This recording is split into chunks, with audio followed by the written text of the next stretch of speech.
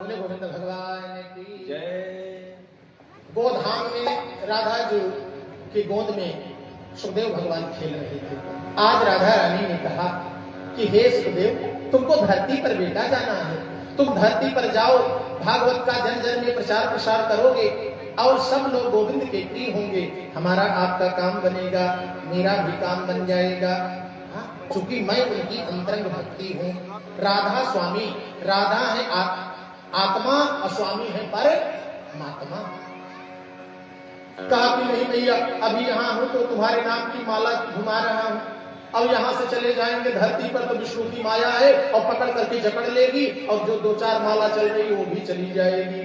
कहा नहीं बेटा, मैं तुमको वचन देती हूँ कि तुम धरती पर जाओगे तो गोविंद की माया तुमको पकड़ने वाली नहीं है। देखो बड़े भैया भगवत गीता को प्रणाम किए, वहीं से मैं आपको साथ नमन करता हूँ। बोले गोविंद भगवान की जय। तो राधा जी ने कहा कि नहीं, मैं कहती हूँ बेटा, तुम जहां रहोगे, जहां जहां जाओगे, माया तुमको स्पर्श भी नहीं कर पाएगी। कहे जब ऐसी बात है तो माँ, और माँ का कहना है तो मैं जरूर जाऊंगा। इधर क्रम बनने लगा सुखदेव भगवान का आने का, और उधर जो है नारद जी मन बना लिए। नारद जी चूंकि परमात्मा के मन है, मेरे गोविंद के मन नारद है, मेरे गोविंद के कार्य में नारद की अहम भूमिका रहती है। चाहे रामावतार को देखिए और चाहे कृष्णावतार को देखिए, और हेतु हमारे गोविंद के आने के नारद जी बने हैं। बोलिए नारद भगवान की जय। वहां से सुखदेव भगवान का प्राकटीभूत हो रहा है। एक शुभ पक्षिणी के गर्भ में अंडे में जो है आप प्रवेश किए हैं और अभी स्फुटित अंडा नहीं हुआ है। हिमालय की पावन गोद में आकर के वह पक्षी जो ने अंडे को लिया है और एक बहुत बड़े तूफान में आकर के पक्षी और पक्षी दोनों जो है वो विस्थापित हो गए हैं। अंडा वहीं पर पड़ा हुआ है और इधर नारद का रोल प्रारंभ हो गया है। नारद जी विचार कर रहे हैं, सुखदेव भगवान को धरती पर आना है तो कैसे धरती पर आए, इसके लिए विधान मैं बना देता हूँ। बोलिए नारद भगवान की जय। भगवान नारायण नारायण भगवान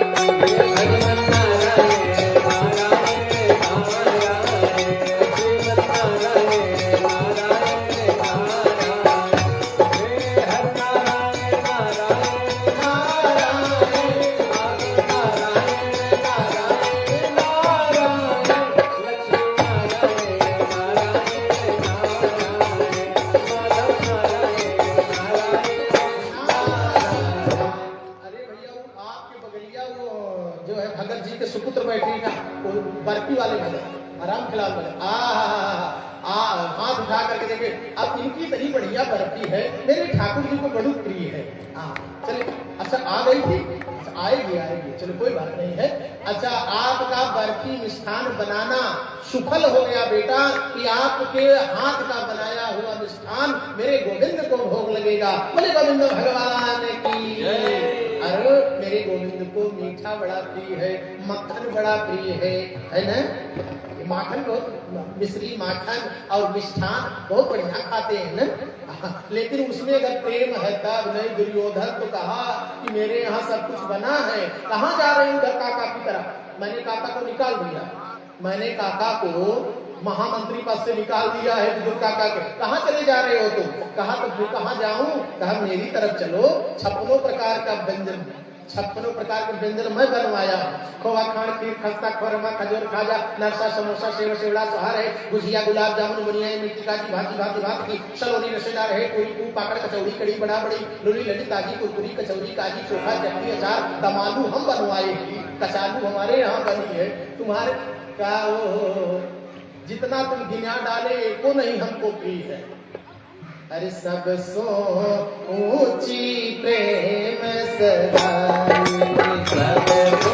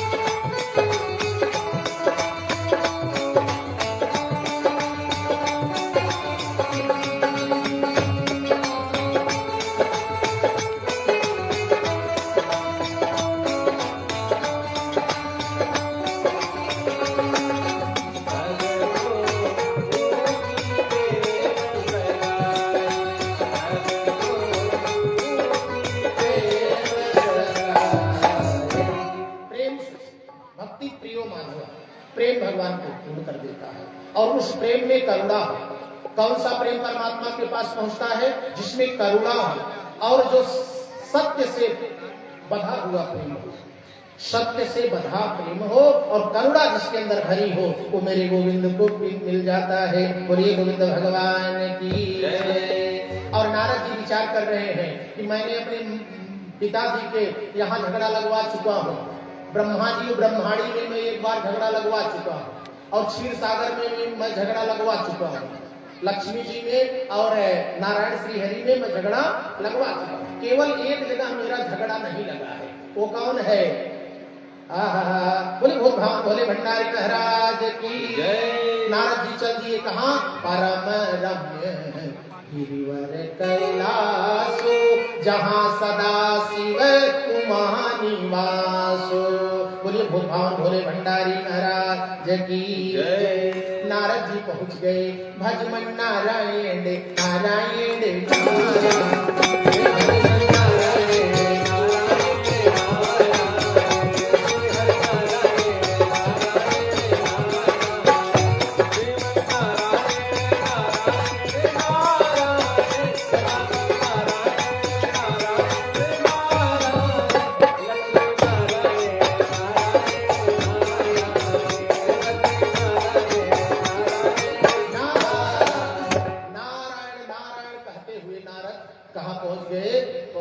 भगवान शिव के लोक में पहुंच गए। वहां जो है मानसरोवर के किनारे सुंदर वृत्ति से वहां पर जो है जगदम्बा बैठी हुई है और भगवान जो है कहीं दूर जाप कर रहे हैं। और जैसे नारद ने देखा कि पार्वती मैया अकेली बैठी है, बस उधर चल दिए। और जब उधर गए तो थोड़ा मुंह लटका करके बैठ गए। मैया ने कहा, स्वामी आपका मुंह ना काहे लटका है? कहा पूछो मत, मैं पृथ्वी लोक से आ रहा हूँ, मैं बहुत जगहों से आ रहा हूँ देवी, जहाँ जहाँ से आ रहा हूँ वहाँ वहाँ की स्थिति बिगड़ी हुई है। कोई किसी से नहीं प्रेम कर रहा है, सब स्वार्थ से प्रेम कर रहे हैं। अरे सुर नर मुनि सब की यह रीति,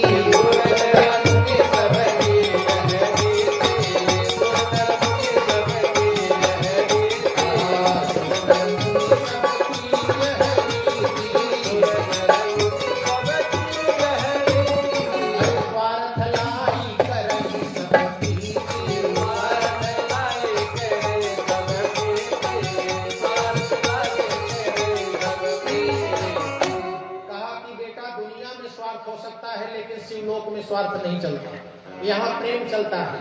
हम अपने पति से प्रेम करते हैं, पति हमसे प्रेम करते हैं। यहाँ प्रेम का प्रादुर्भाव प्रकटीकरण है। कहा कि वो तो बहुत अच्छी बात है, आपके यहाँ प्रेम नहीं रहेगा, मैया किसके यहाँ प्रेम रहेगा? और प्रेम में तो मैंने सुना है कि कोई चीज छुपाई नहीं जाती। हाँ बिल्कुल, गुह्यम से गुह्यम बात हमारे प्रभु हमको बता देते हैं, हम उनको बता देते हैं। स्वप्न में भगवान का जो स्वरूप देखते हैं, स्वप्न में जिस स्वरूप को भगवान के देखो, वैष्णव जन स्वप्न ज्यादा देखते हैं, हाँ सपन ज्यादा देखते हैं। और सपन में भगवान को देखो, किसी को मत बताओ, नहीं तो हम तो आज फला भगवान को देखे, हम तो फला को देखे, फला, किसी से मत बताओ, गुरु से बताओ चलेगा। गुरुदेव जी से, अपने गुरुदेव भगवान को बताओ। अगर गुरुदेव भगवान 7 समुद्र पार है तो बस बैठ जाओ गुरु के सामने, जब छवि के आंख मूंद कर धीरे से बता दो, गुरुवर आए गुरुदेव, गुरुदेव आज आपकी कृपा हो गई। हे गुरुवर आज आपकी कृपा हो गई, आज मैंने आपका चरण देखा, आज मैं आपको अपने हाथ से प्रसाद पवा रहा था, आज हमने आपकी माला को देख लिया, आज हम आपके चरण को दबा रहे थे, आज आप हमको हिमालय की चोटी पर अद्भुत ज्ञान दे रहे थे।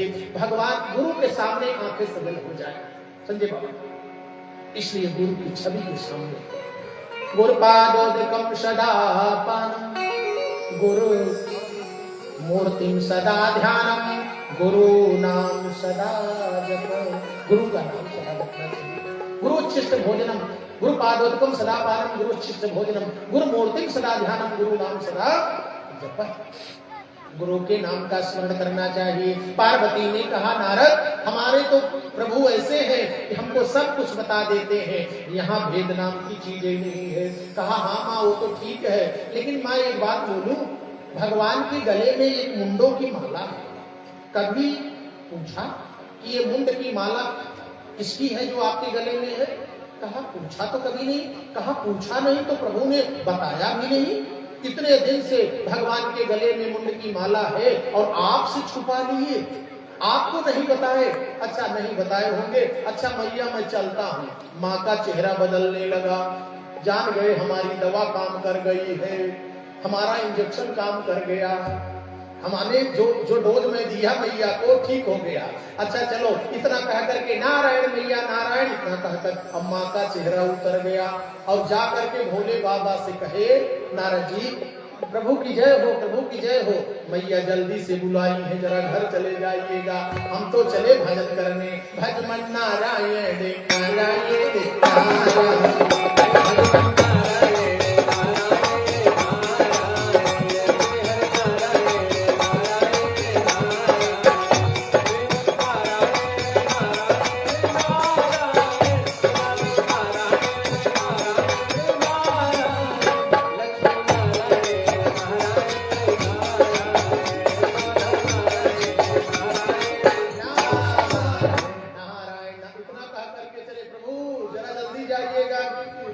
माता जी कुछ बनाओ ना नहीं आपके लिए, मैं तो चला।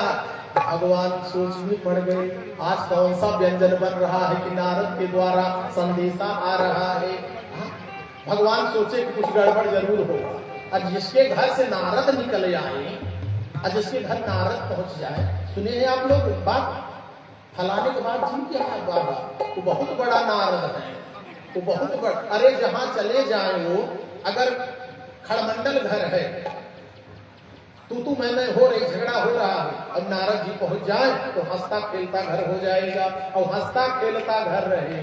और नारद जी चले जाए तो खड़मंडल मच जाएगा। बोलिए गोविंद भगवान की जय। हंसता खेलता भगवान भोले बाबा का उपमन खाए, सुंदर घर था।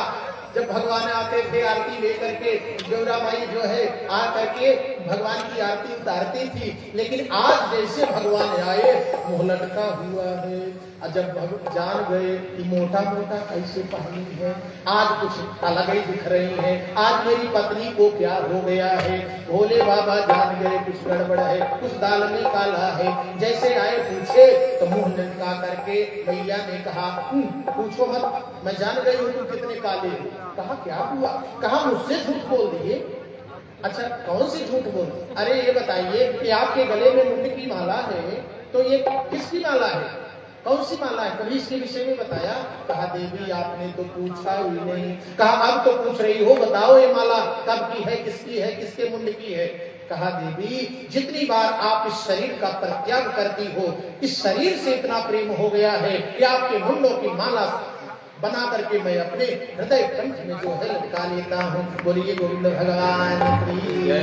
कहा अच्छा ये बताओ, जब मेरे मुंड की माला है तो जब आपका मुंडवा खत्म होता है, जब आप जाते हो तो आपके मुंड की माला मेरे किस सौतन के गले में पड़ी है, वो मेरे में होना चाहिए ना।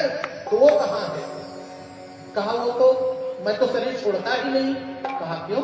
कहा मैं अमर कथा सुना हूँ, मैं अमरत्व को प्राप्त हूँ। कहा तब तो और बड़े घुटालेबाज हो, तब तो और अंदर से काले हो। हमको जरने मरने के लिए छोड़ दिया, अपने पत्नी को जरने मरने के लिए छोड़ दिया, अब खुद अमरौती पे क्यों बैठे हो? हाँ ये हमको भी अमर करना चाहिए था ना। चलो अच्छा इतनी बड़ी कमी कर दिए, इतनी बड़ी धोखा मुझसे कर दिए। अच्छा जब सब पति गड़बड़ होते तो हमारा पति क्यों न गड़बड़ हो। बोलिए गोविंद भगवान की।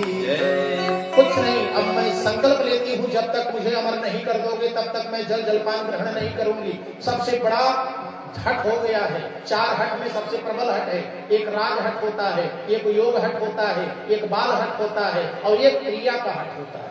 ये क्रिया का हट बहुत ही जबरदस्त होता है। भोले बाबा थरथरा गए। भोले बाबा ने कहा कि हट छोड़ो, चलो बताओ हम क्या करें। कहा हमको अमर कथा सुना दो। कहा कि उसका समय आएगा सुना दूंगा ना। आज इसी वक्त भगवान शिव ने हट को स्वीकार कर लिया। कहा चलो कोई बात नहीं, अब चलते हैं अमर गुफा के। बोलिए अमर नाथ भगवान की जय, बोले बामन अमर गुफा की जय। और वहां लेकर के चले गए अमर गुफा में, सबको स्थान दिया। बागंबर को अपना स्थान दिया, नंदी को अपना, त्रिशूल को अपना, डमरू को अपना, सबको स्थान दे करके और स्वयं हमारे बीच में परमानंद सिद्ध आदरणीय श्री अध्यक्ष जी का पावन आगमन, आप महेंद्र भैया हमारे बीच में यहाँ उपस्थित और आपके सानिध्य में 12 वर्ष तक बाबा प्रेमदास इंटर कॉलेज में कथा का सुंदर भाव हो चुका है और इस बार 13वां अब की बार पूर्णावती वहां की जाएगी। बोले यज्ञ नारायण भगवान की और श्री लक्ष्मी नारायण महायज्ञ का उद्घोष हो चुका है भक्तों। ये अभी आप भागवत की कथा सुन रहे हैं और अब जनवरी के प्रथम वीक में यानी नए साल में आप राम कथा सुनेंगे और भी श्री लक्ष्मी नारायण महायज्ञ के साथ और कम से कम 20 किलोमीटर के चारों तरफ हम लोग सबको शुभ जो है भाव देंगे कि चलिए यज्ञ में आकर के अपने जीवन को धन्य करें और बहुत बढ़िया बढ़िया कुटिया बनेगी ना राजी, आपको को रहना है। हाँ, ठाकुर जी कुछ सेवा करना है, 9 दिन हमारे साथ रहना होगा। बोलिए यज्ञ नारायण भगवान की कह दिए कि देवी चलो अच्छा ठीक है, आकर के सुंदर वृत्ति से यहाँ कथा में बैठो और कथा के कुछ नियम है, कुछ नियम का पालन करना। और भोले बाबा बैठ गए हैं, आंखों को बंद कर लिए हैं, कहा मेरे सामने बैठ जाओ, कथा को सामने से सुनना चाहिए, कथा को पीछे से नहीं। अच्छा कुछ लोग हैं कहते कि बाबा गजब कथा बोलत बात, हम तो अपने खटियों ही पर से सुनवाते हैं, दुकानिया ही पर से सुनाते हैं, दुकानिया को बहुत बढ़िया सुनात हो। महेंद्र भैया दुकानी तक आवाज जाता ही नहीं जा रही है। अच्छा आवाज मुन्ना जाती है, बबलू भी है तो हर साउंड की आवाज अब देखा अध्यक्ष जी के दुकान तक नहीं जा रही है। हाँ, और लोग कहते हैं कि बबलू साउंड जो है ये बहुत बढ़िया साउंड कंपनी है। अब ये नाम ना खराब हो, इसको बढ़िया लगवा दिया, 4 चौका तुम लगवा चौराहा को। बोलिए यज्ञ नारायण भगवान की। तो आइए कथा प्रारंभ हो चुकी है और भगवान तन्मय भाव से जो है अमर कथा यही हरिओम हरिओम, इसको थोड़ा सा मिलते बेटा।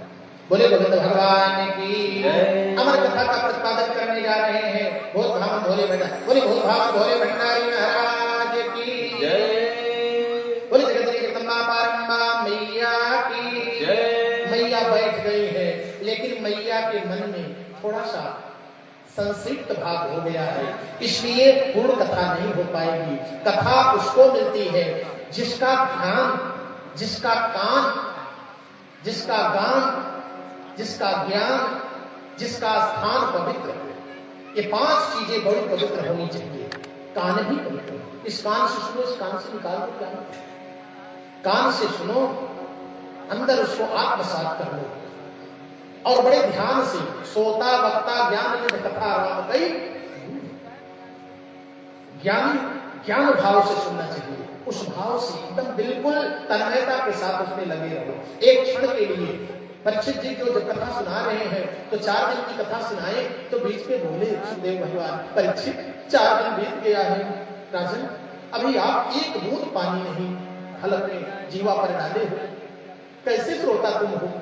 कहे मेरे गोविंद का जब कथा अमृत आप पिला रहे हो, कोई अमृत पी रहा हो तो उसको फिर पानी की क्या जरूरत है, आप तो अमृत पिला रहे हो। ऐसे मेरी बहनें आज कथा पान कर रही हैं और सुंदर कथा पान करते करते 7 दिन समय बिताओ बहनों और अपने हृदय में गोविंद को देखने का प्रयास करो। बोलिए गोविंद भगवान की। आज गोविंद की कथा का प्रतिपादन कर रहे हैं और माँ बड़े भाव से सुन रही है। भाव से सुनते सुनते लेकिन लीला तो अलग चल रही है, क्योंकि सुखदेव भगवान को आना है, सुखदेव परम भागवत सुखदेव भगवान को धरती पर आना है, जन जन में भागवत जी का जो है श्री भाग पहुंचाना है। इसलिए आज लीला के अंतर्गत कुछ अलग भाव हो गया। क्या?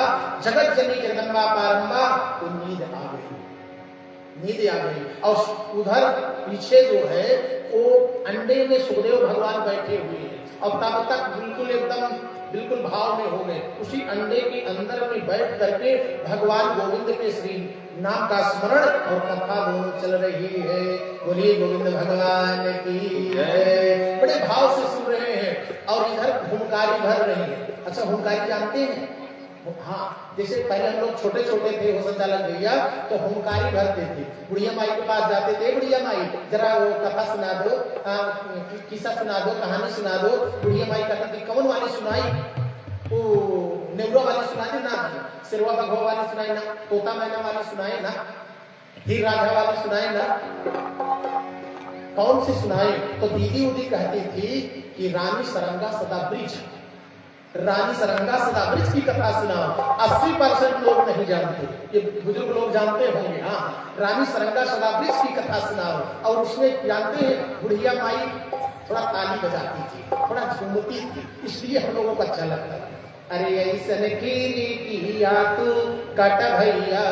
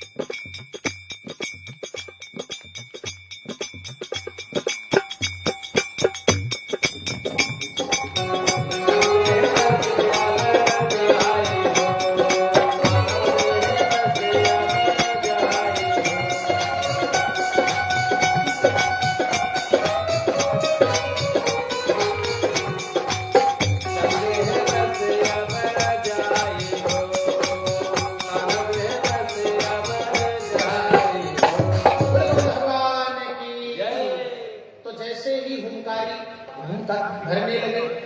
और चौथा दिन आया तो मैया को नींद आ गई। जब माँ को नींद आ गई, सुखदेव भगवान विचलित हुए। अरे बाप रे बाप, अमर कथा चल रही है, अब तो बीच में अमर कथा रुक जाएगी। सुखदेव भगवान अंडे में से हुंकारी देने लगे। अब जब वहां से देने लगे, कथा पूरी हो गई। और जब पूरी हुई, बोले वृंदावन बिहारी लाल की जय। जैसे कथा का जयकारा उद्घोष हुआ, मैया ने आंख खोल दिया। बाबा तब क्या हुआ? जब लड्डू बटने लगा तब क्या हुआ? जब गीत होने लगी तब क्या हुआ? चौथे दिन तक कथा सुनी हुई थी। बाबा बोले अभी तुम अभी यहाँ हो, मैं पूरी कथा सुना दिया। तो कथा सुना किसने? तब तक खड़खड़ाया सूगा। एक पक्षी के घर में जो सूगा था, सुखदेव भगवान प्रविष्ट थे, सूगा खड़खड़ाया हुआ ऊपर।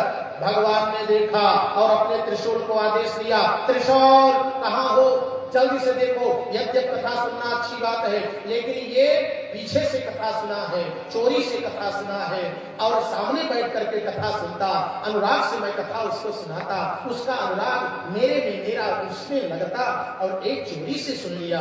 यद्यप झटका किया है, जरा सबक सिखा दो इसको। त्रिशूल पीछे पीछे और सुखदेव भगवान आगे आगे। और सुखदेव भगवान कहा? मानसरोवर, मानसरोवर में कथा हो रही है। मानसरोवर के नीचे बद्रिकाश्रम है। बद्रिकाश्रम से आप 4 किलोमीटर आगे जब जाएंगे तो माना गांव है, लास्ट विलेज ऑफ इंडिया। और जब वहां जाएंगे तिब्बत की रेखा में 3 किलोमीटर और माड़ा गांव से जब आगे जाएंगे तो वहां सरस्वती जो है नदी है। सरस्वती नदी के किनारे साम्यप्रास आश्रम है। साम्यप्रास आश्रम में व्यास जी की साधना चल रही है और उनकी धर्मपत्नी वही सरस्वती नदी में जो है अर्घ दे रहे, ओम नारायण का अर्घ दे रही। और सुगा ऊपर से आया, डायरेक्ट ऊपर से आकर के गर्भस्थ। बोले सुखदेव भगवान की जय। व्यास जी की धर्मपत्नी के गर्भ में आकर के बोले सुखदेव भगवान की जय। और सुखदेव भगवान 12 वर्ष तक गर्भ में रहे, वही वेद का पाठ करने लगे। गर्भ को मंदिर बना लिया, माँ के गर्भ को ही मंदिर बना लिया। बहुत अन्य विनय के बाद एक दिन व्यास जी रोने लगे अपने गर्भस्थ शिशु से। बाहर व्यास जी रो रहे हैं, भीतर सुखदेव भगवान रो रहे हैं। और व्यास जी कह रहे हैं, बेटा तुम्हारी माँ को बहुत कष्ट है, बेटा बाहर निकलो, बाहर निकलो। नहीं पिताजी, बाहर निकलूंगा विष्णु की माया पकड़ लेगी और हम बाहर निकल नहीं पाएंगे। हम भजन कर रहे हैं, यही ठीक है, गर्भोमय में ठीक है। व्यास जी ने कहा कि बेटा बाहर निकलो, मैं कुछ करता हूँ। ब्रह्मा जी का स्मरण किया। ब्रह्मा जी ने से कहा व्यास जी ने कि मेरा पुत्र पैदा होना चाहता है, धरती पर आना चाहता है, एक सेकंड के लिए आप अपनी माया को रोक लो, विष्णु की माया मेरे पुत्र को न स्पर्श कर जाए। भगवान ब्रह्मा ने ऐसा ही किया, माया को रोका और ठीक उसी समय सुखदेव भगवान का धरती पर अवतरण हो गया। बोलिए वीतराग सुखदेव भगवान की जय। और सुखदेव भगवान का नालोच्छेदन भी नहीं हुआ, अपना सब कुछ लिए दिए जंगल में चल दिए। भज मन नारायण नारायण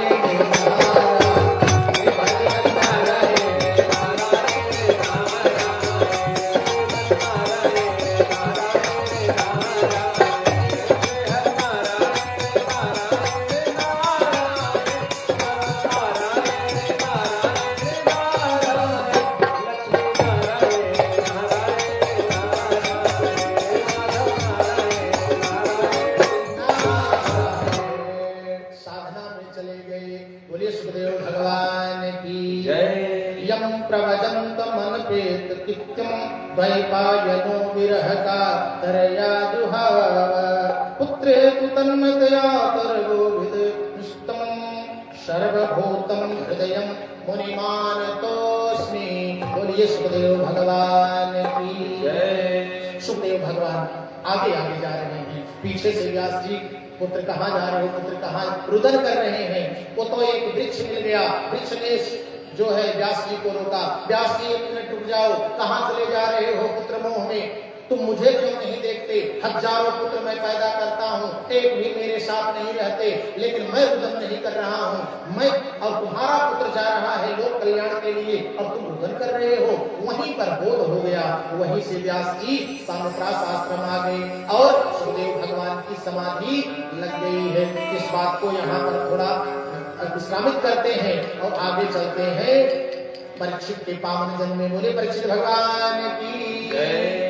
जिस समय भक्तों महाभारत का युद्ध समाप्ति की कगार पर हो चुका था और दुर्योधन 100 भाई 99 भाइयों को खो चुका है दुर्योधन, और सरोवर के किनारे उसकी जंघा टूट गई है और विक्षिप्त अवस्था में मरण के भाव में वहां पड़ा हुआ है, अर्ध मृत्यु की कगार पर है, यानी अब मरे कि तब मरे, लेकिन मर नहीं रहा है। उसको श्राप है, उसको आशीर्वाद समझो, श्राप समझो। जब हर्ष और विषाद एक होंगे तब दुर्योधन की मृत्यु होगी।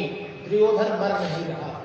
इधर विजय का घोष होने जा रहा है, इधर पांडव जो है वो आश्वस्त हो चुके हैं और हमारे गोविंद जो है एक छोटी सी लीला कर दी है। लीला क्या कर दी है?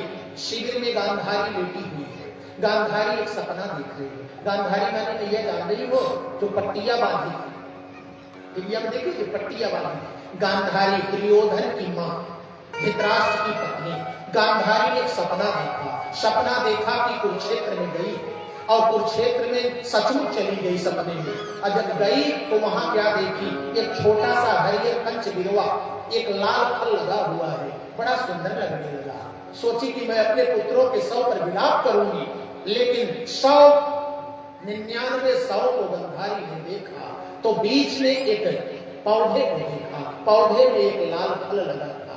फल इतना प्यारा लगा कि गंधारी जो है अपने पुत्रों के विरह को भूल गई है और उसी फल के पास जाकर के बैठी। जैसे फल पर हाथ लगाना चाहा, फल थोड़ा सा ऊपर हो गया, धीरे धीरे धीरे धीरे फल ऊपर होता चला गया। गंधारी उचक उचक करके फल को लेना चाह रही है, लेकिन पाई नहीं। एक लाश को खींच करके ले आई, उसके ऊपर चढ़ करके फिर फल को लेना चाहिए, फल थोड़ा ऊपर हो गया। करते करते 99 लाशों के ऊपर गंधारी बैठ करके खड़ी होकर के उस फल को लेना चाह रही है। जब नहीं पाई तो कन्हैया नीचे से ताली बजा दिए। जब कन्हैया ने ताली बजाया तो गंधारी की आंखें खुल गई और खुल करके देखी कन्हैया सामने मुस्कुरा रहे। बोले गोविंद भगवान की जय। आज सुंदर में आज कान्हा को गंधारी श्राप दे रही है और श्राप को स्वीकार करके अब उसके पूर्व जन्म की कथा को, वृत्तांत को हमारी कन्हैया बता रहे हैं। देखो तुम अपने कृत को भोग रही हो गंधारी,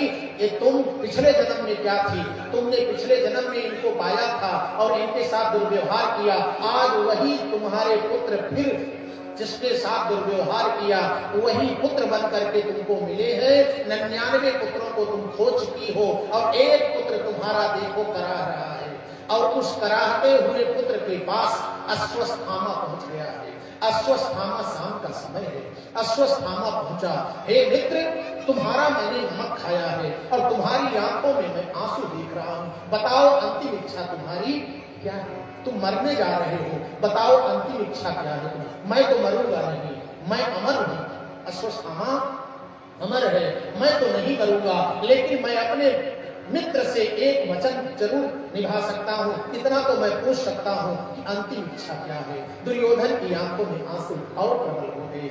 दुर्योधन के गरम गरम आंसू उसके कपोलों को सिंचित करने लगे और गोद में उसके सर को लेकर के अश्वस्थामा बैठ करके अंतिम इच्छा पूछ रहा है। और दुर्योधन के मुख से निकला कि मैं 100 भाई, मेरे पास 100 भाई थे, 99 भाई हमारा साथ छोड़ चुके हैं मित्र, लेकिन 5 पांडव में से एक भी पांडव कम नहीं हुए। ये गान मुझे अंदर से कचोटे जा रही है। तुम कुछ कर सकते हो तो मेरे दुख को कम कर दो। किसी एक का सर ले आकर के मुझे दिखा दो कटा हुआ, मैं आराम से मर तो सकूं। कहा एक नहीं, मैं 5 पांडवों का सर काट करके आज ले आकर के तुमको दे देता हूँ।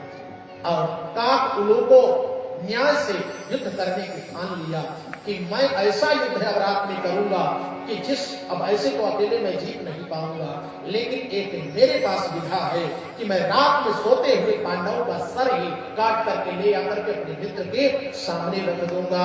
और कन्हैया जान गए उसके मंतव्य को।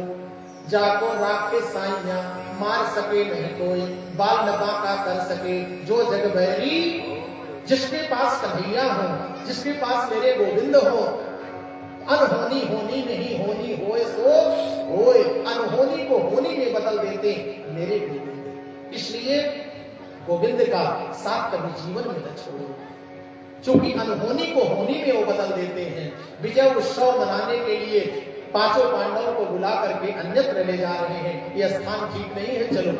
और जहां 5 पांडव लेटे थे वहीं द्रौपदी के 5 पुत्र आकर के लेट गए। अश्वस्थामा रात में आकर के 5 पांडवों के पुत्र द्रौपदी के पुत्रों के गले को काट करके ले गया और उद्घोष करने लगा, मित्र अब तुम हंस सकते हो, अब खुशी खुशी तुम मर सकते हो। मैंने 5 पांडवों के सर को काट करके तुम्हारे चरणों में रख दिया है। और जब देखा धीरे से, जब पैनी दृष्टि से देखा, 5 पांडवों का सिर नहीं था, वो तो पुत्रों का सर था। फबक फबक करके रोने लगा, अरे मित्र तुमने कर क्या दिया, मुझे पिंडा पानी देने वाला अब तो कोई नहीं है, ये तो पुत्र है, इन्होंने क्या बिगाड़ा था हमारा तो पांडव बिगाड़े। ये तो द्रौपदी के 5 पुत्र है। चिंगार मार करके एक बार हंसा, फिर रोने लगा। जैसे हंसा और रोया उसका प्राण निकल गया। बोले गोविंद भगवान की जय। गोविंद के हृदय में जाकर के समाविष्ट हुआ। और इधर जो है द्रौपदी को पता चल गया है कि मेरे पुत्रों की हत्या हो चुकी है। गांडी थरथराने लगा। गदा लेकर के उधर भीम जो है वो जो है नाल कर रहे हैं कि हत्यारे को जल्दी से जल्दी पकड़ करके द्रौपदी के पास ले आकर के उसको दंडित किया जाए। और कुछ ही देर में पांचों पांडवों ने तुरंत जो है अश्वत्थामा को पकड़ करके द्रौपदी के सामने कर दिया। और जब द्रौपदी के सामने कर दिया तो द्रौपदी गोविंद के चरणों को पकड़ करके त्राहिमाम करने लगी, इसको वध न किया जाए, चूंकि मैं एक माँ हूँ, मैं माँ का दर्द आज मुझे पता चला, और ये भी किसी का इसकी भी कोई माँ है और मैं नहीं चाहता हूँ। बहुत उपकार है इसके पिता की जो है गुरु जी की और उसकी माँ का मेरे ऊपर, और मैं एक माँ होकर के मैं दूसरी माँ को कष्ट में नहीं डाल सकती, इसलिए इसको जीवन दान दे दिया जाए प्रभु। और जीवन दान दिया गया और मणि को निकाल करके उसको निस्तेज करके धक्के मार करके निकाल दिए। अब ग्लानि में अश्वत्थामा चलने लगा। आत्मग्लानि जब ज्यादा बढ़ गई तो उसने संकल्प लिया कि मैं पांडवों का सर्वनाश कर दूंगा, वंश को नाश कर दूंगा। ब्रह्मास्त्र का छेदन किया है और उस ब्रह्मास्त्र को पहले तो अर्जुन के ऊपर डाला। अर्जुन ने ब्रह्मास्त्र डाल करके उसको जब शांत स्वभाव ने किया तो अर्जुन को विधा मालूम थी ब्रह्मास्त्र लौटाने की, वो लौटा लिए, लेकिन इसने ब्रह्मास्त्र की गति को मोड़ दिया। इसने कहा कि जाओ अब पांडव के वंश का ही समापन हो जाए। इधर छोड़ दिया उत्तरा के गर्भ की तरफ, और जैसे उत्तरा की गर्भ की तरफ जा रहा है इधर हमारे गोविंद की विदाई हो रही है। मेरे गोविंद ने कहा कि मैं अब बहुत भैया बड़े भैया अब मैं जा रहा हूँ, मैं अयोध्या में जो है द्वारिका मेरी निश्चल हो गई है, मैं द्वारिका में अपने सारे भक्तों को छोड़ करके आया हूँ, अब मुझे कुछ दिन द्वारिका में रहना है। और तब तक एक आर्तनाद आ गई सामने, ताहिमाम स्वामी पाहिमाम, पाहिमाम स्वामी पाहिमाम, ऐसे कह करके उत्तरा आकर के गिर पड़ी है। और जैसे उत्तरा ने प्रभु को, उत्तरा ने जान लिया कि किसी की मैं शरण में जाऊंगी तो लेट हो जाएगा। उत्तरा ने द्रौपदी के जो है भाव को सुन चुकी है कि द्रौपदी ने सबको पुकारा लेकिन नहीं आई गोविंद, और उसमें देर हो सकती है। किसी को नहीं उत्तरा ने पुकारा, चाहती तो वो पुकारती और किसी को चाहती तो अपने पांचों उनके जो है अर्जुन थे, भीम थे, नकुल थे, सहदेव थे और सब थे, सबको पुकार लेती, किसी ने किसी को पुकार दी। लेकिन उसने कहा कि सबको पुकारूंगी लेट हो जाएगा, इधर मेरा गर्भ जो है मेरा नन्हा सा बालक को आंच आ रही है, मैं देख रही हूँ कि ब्रह्मास्त्र मेरी तरफ सरकता चला आ रहा है। मैं वो कमी वो गलती नहीं करूंगी जो द्रौपदी मैंने गलती कर दिया था, वो गलती मुझसे नहीं होगी। द्रौपदी ने जानते हैं जो द्रौपदी को अगर चाहती तो उसी समय द्रौपदी को भरोसा था अपने, द्रौपदी को भरोसा था अपने पतियों का, मेरे पास 5 पति हैं। द्रौपदी को भरोसा था कि इस सभा में भीष्म पितामह बैठे हैं, इस सभा में गुरुदेव बैठे हैं, कुलगुरु बैठे हैं, द्रोणाचार्य बैठे हैं। लेकिन जब उधर से विफल हुई तो अपने पतियों को देखी, जब उधर से विफल हुई तब अपने बल का भरोसा, मैं छत्राणी हूँ, मेरे पास बल है, दुशासन मेरा कुछ नहीं कर सकता। तब तक गोविंद नहीं आए। गोविंद कब आते हैं? जब सारा आस भाव छोड़ करके केवल गोविंद के लिए कोई पुकारता है। मम गीत्वा च नामानि, मम गीत्वा च नामानि रुदन्त मम सन्निधौ तेषहं परिकृतो नान्यकृतो जनार्दन।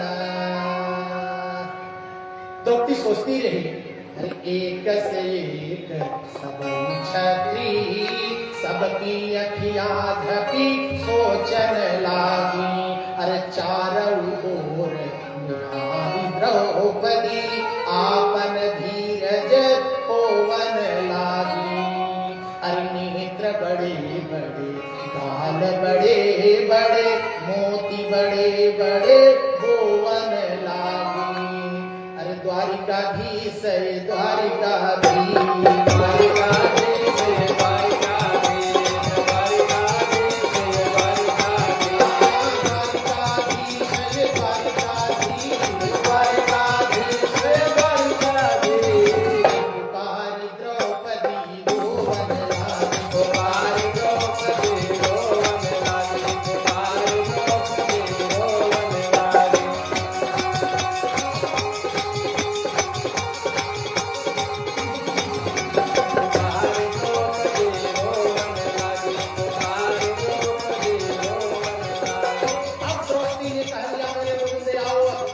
मेरे पास सहारा नहीं है, अब गोविंद जब जैसे ही तब उनको विश्वास हो गया, अब कुछ नहीं कर सकता है। अर्पित दुशासन घोर लगाए, ये हमारा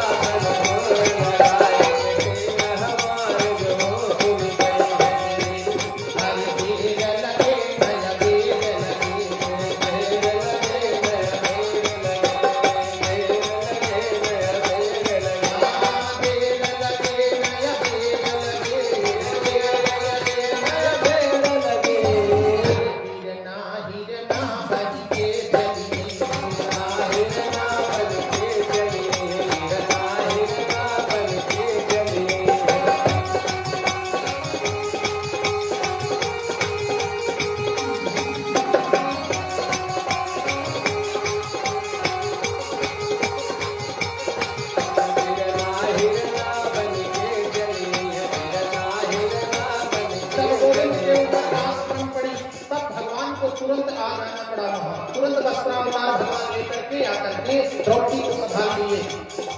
तो नारी बीच सारी है कि सारी बीच नारी है, नारी बीच सारी है कि सारी बीच नारी है, नारी बीच सारी है कि सारी बीच नारी है, नारी बीच सारी है कि सारी ही नारी है, नारी बीच सारी है कि सारी ही नारी है, नारी बीच सारी है कि सारी बीच नारी है, नारी बीच सारी है कि सारी बीच नारी है।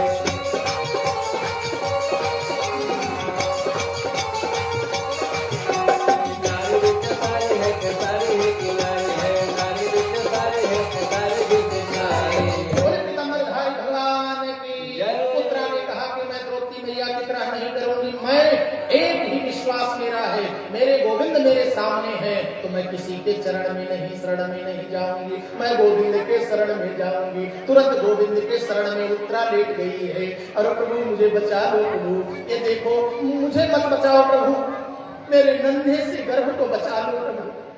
अगर शायद ये कही होती कि मुझे बचा लो प्रभु, तो भगवान को सोचना पड़ता, भगवान के कानों में गया कि मेरे नन्हे से बालक को बचा लो। अच्छा, बालक गर्भ कैसे बचेगा? जब मां बचेगी तब बचेगा ना। अब देखे उत्तरा की रक्षा तो फोकट में हो गई। उत्तरा की रक्षा तो ऐसे भगवान ने कर दिया, जब परहित की बात करोगे तो अपना हित स्वयं हो जाएगा।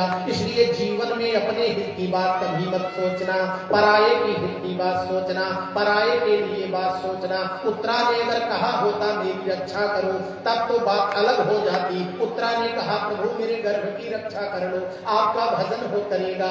छोटा सा नन्हा सा जीव है और ऐसा अंगारा गोला आ रहा है कि अब उसी में मेरा नन्हा सा बालक झुलस जाएगा।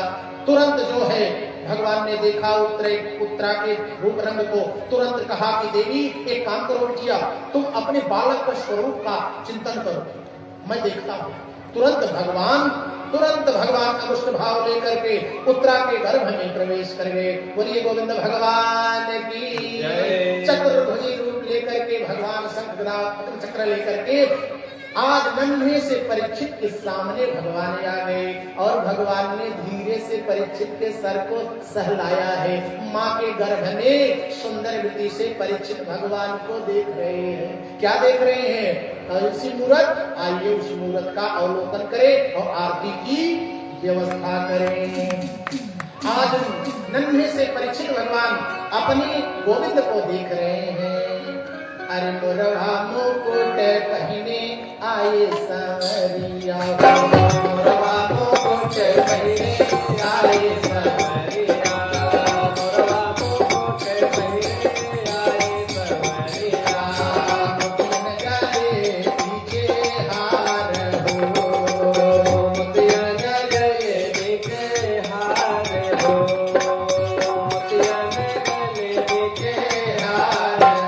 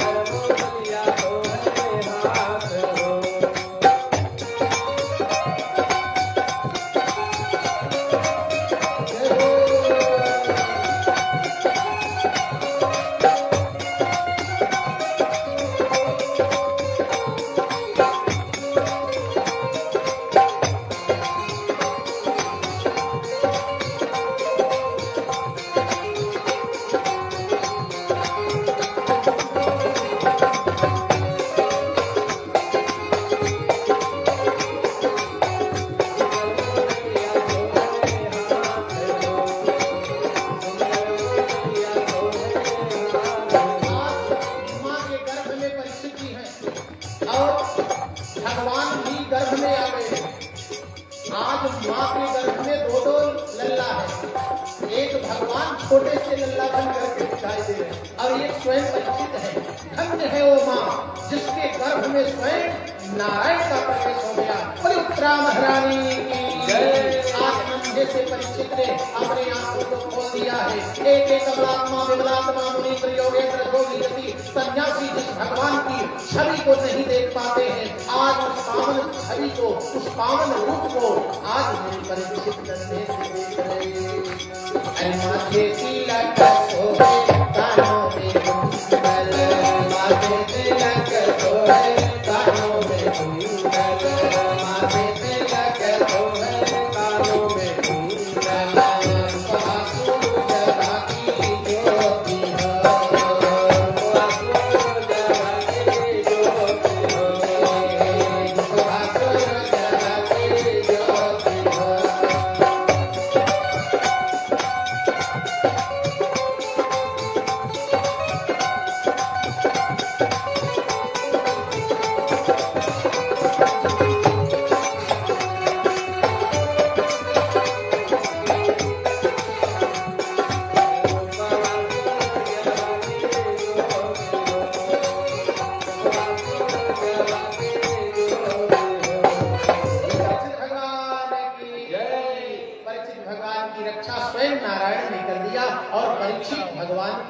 परीक्षित को निहार रहे हैं और निहारते निहारते रक्षा भी हो गई है। बोले परीक्षित भगवान की जय। आप दोनों भक्तों को निहारने दे तो अच्छा ही है। जब भक्त और भगवान सामने हो तो कथा को इधर उधर करने से ठीक होगा कि यहीं पर कथा को प्रणाम कर लिया जाए। अरे पद राजीव बरनीना